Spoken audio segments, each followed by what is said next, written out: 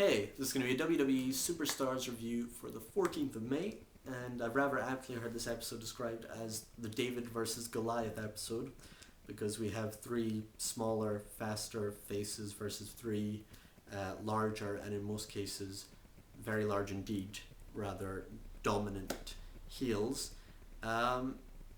This was okay. This was better than it looked on paper, that's how I describe it. Anything with the Big Show versus Hornswoggle as the main event is never going to be good in my estimation. But this was okay, mainly because of the SmackDown contribution, has to be said. As though we needed more proof that SmackDown is currently the dominant, or at least the best brand in the company. SmackDown produced a very good 14-minute match between two highly gifted wrestlers and athletes in Rey Mysterio and Shelton Benjamin. Meanwhile, ECW produced a match containing Mark Henry, and Raw, the flagship show, produced a novelty match between The Big Show and Hornswoggle. That pretty much says it all about the three brands.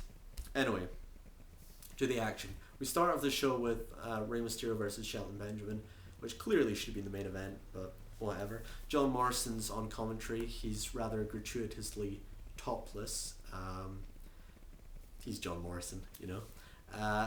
Then he's in full face mode right now, so he was shaking hands with JR and Todd Grisham. He was saying how much he admired Rey Mysterio, and he was saying he admires Shelton Benjamin's abilities, but not his attitude, and then he mocks Shelton Benjamin. He was actually pretty good on commentary. He was quite funny when he was mocking Benjamin. He mocked Benjamin's mic skills, and he said that Benjamin backstage just totally embarrasses himself and that he is socially awkward, which is a phrase I enjoyed, which is kind of true. That's what comes across to us when we watch Shelton Benjamin do a promo, and he just goes, I'm the gold standard, and I'm going to fight you in a match tonight, and you're in trouble because I'm the gold standard. I'm going to beat you in the match tonight, so so watch out for that. And you're just like, Shelton, how can you be so graceful in the ring and just so unable to speak? But anyway, this was a good match. Starts off fast and flowing. Rey Mysterio does a running head scissors off the apron to the outside on Shelton Benjamin. Then he goes for a springboard move back inside, and Shelton Benjamin catches him with a rather nice looking backbreaker. Benjamin works the ribs for a bit. Rey Mysterio comes back, gets in a flurry of offense and goes for the 619, but Benjamin stands up and knees him in the ribs again, sending Rey Mysterio to the outside. Benjamin once again works him over in classic heel fashion. He looks good, and the commentators reinforce how good he is looking by, JR even says that if this match was scored on points, Benjamin would be winning, and he does dominate a lot of the match. Rey Mysterio comes back again. He does the seated senton, he does the springboard crossbody, and Shelton Benjamin again stops the momentum with a wheelbarrow suplex.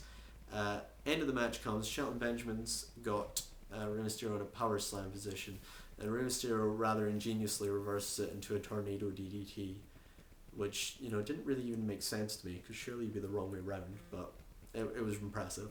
And then he did a 619 and the frog splash for the win. Personally, I would have had Shelton Benjamin go over here with a bit of Chris Jericho interference. I think that makes sense given Rey Mysterio's involvement in Chris Jericho's loss to Jeff Hardy on SmackDown.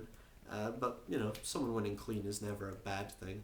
I'm a little annoyed that Shelton has to lose another match. I think they've got to kind of rehabilitate his character on SmackDown.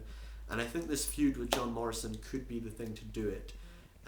After the match, Shelton Benjamin goes to punch John Morrison, and John Morrison blocks him and punches him instead, which I was a little annoyed at, because I thought, well, Shelton's just lost the match, so he looks weak, and then he's just lost the battle with Morrison, so he looks weak again.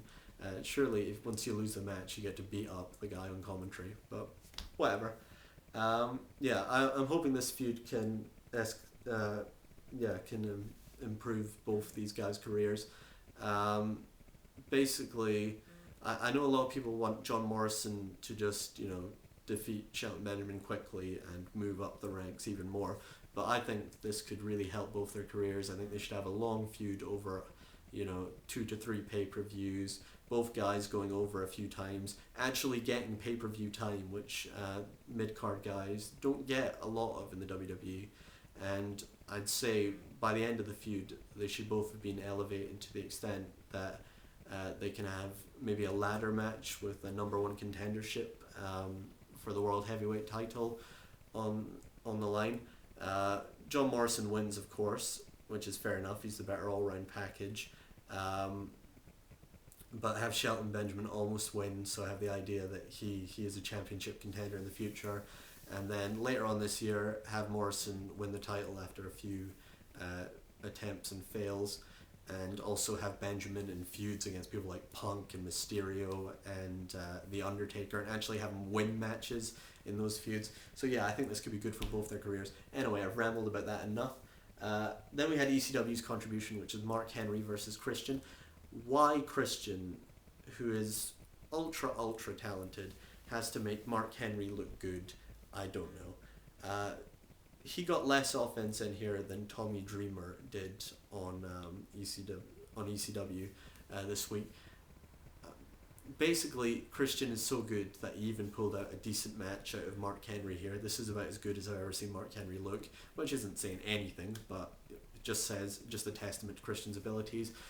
Most of Mark Henry's best offense comes during the break, unfortunately. They come back and they show us the replays of it, and he does a really hard shoulder block to Christian, who on the outside, who falls to the ground like he's been shot. Just a good moment. And then does a gorilla press slam and hangs Christian up on the ropes from the outside, which again was good. Just too much offense from Mark Henry though, just too dominant. The end of the match was rather shit. Of course Christian won, which was a good thing, but that was always going to happen. They just didn't really think this ending through. Matt Striker knew it was a bad ending, so he sold it quite well. Christian goes for the sunset flip. Mark Henry tries to sit down on him, like all big guys do, and of course the smaller, faster guy evades him. And then Matt Striker says, "Oh, he's sat down. That will send shockwaves up his spine." And I was like, "Well, I doubt it." But then Christian did a crossbody from the second rope, and that was the end of the match. Totally rubbish ending. I don't see why a big man would be pinned by that, but Matt Striker did a decent job on commentary selling it, and that's pretty much all you have to say about that. Then we have the main event between Hornswoggle and the Big Show. Basically, at least this kind of made sense that Vicky Guerrero set this match up so she wasn't being unfair to John Cena. He had an exhibition match, so the Big Show has to have an exhibition match. But his exhibition match, of course, because Vicky favors Big Show, even though they're not dating anymore, don't know what that's about, is against Hornswoggle. Hornswoggle comes down to the ring, looks terrified. Big Show clearly has been told that he's not actually allowed to actually do anything to Hornswoggle, so he teases a few gorilla press slams to the outside, but he's never actually going to do it. He puts Hornswoggle up on the top turnbuckle, then lies down and lets Hornswoggle do the tadpole splash, but then uses his famous speed to evade it, roll out of the way. Then he puts Hornswoggle up on the top turnbuckle and goes for the knockout punch, at which point Goldust runs in. You heard me correctly, Goldust, to stop the madness, or rather increase it. Big Show dominates Goldust, chokeslams him, puts the camel clutch on. If they want to sell the camel clutch more, they should just have Goldust tapping out furiously here. Don't know why they didn't do that, but yeah, I think that was a mistake. Anyway, clearly they're trying to set up some sort of oddball tag team between Goldust and Hornswoggle, which is pretty much the only way you can make me not like Goldust. So this was just a waste of the time. This was a segment. Big Show won by disqualification. Can you even be disqualified in an exhibition match? I don't even know. But it kind of undermined the whole episode, which was actually quite good. Very good wrestling in the first match.